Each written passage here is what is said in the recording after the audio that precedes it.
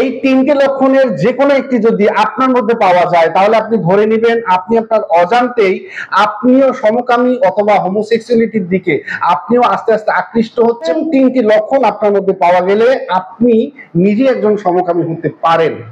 এর 1 নাম্বার লক্ষণটা হচ্ছে আপনাকে নিজের পরিচয় দিতে, অর্থাৎ নিজের আইডেন্টিটি পরিচয় দিতে, অর্থাৎ আপনি যে একজন মেল, আপনি যে একজন ফিমেল, এটা পরিচয় দিতে আপনাকে অস্বস্তি লাগবে, আপনাকে আনইজি লাগবে, আপনাকে একটু হেজিটেশন লাগবে। আপনার এরকম অবস্থা হবে যে যদি আমার পরিচয়টা গোপন করতে পারতাম, অথবা আমি যে মেল অথবা আমি যে ফিমেল এটা যদি হাইড রাখতে পারতাম।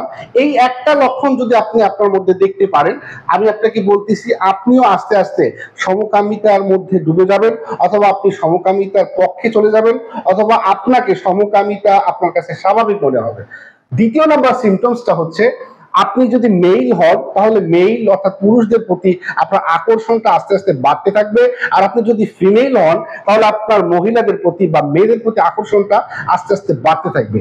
3 নাম্বারটা হচ্ছে আপনি যদি মেইল হন তাহলে আপনার ফিমেলদের প্রতি আকর্ষণ, যেটা ন্যাচারাল আকর্ষণ, এই আকর্ষণটা আস্তে আস্তে আপনার কাছে কমে যাবে বা হ্রাস পাবে, বা আপনার কাছে এটা বৃতৃষ্ণা মনে হবে। অপরদিকে আপনি যদি ফিমেল হন তাহলে আপনার পুরুষদের প্রতি আকর্ষণ আস্তে আস্তে আপনার কমে যাবে।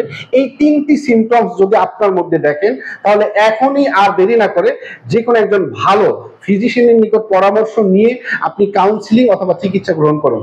আর চলে যাচ্ছি, দেখা হলে অন্য কোনো ভিডিওতে নতুন কোনো বিষয় নিয়ে।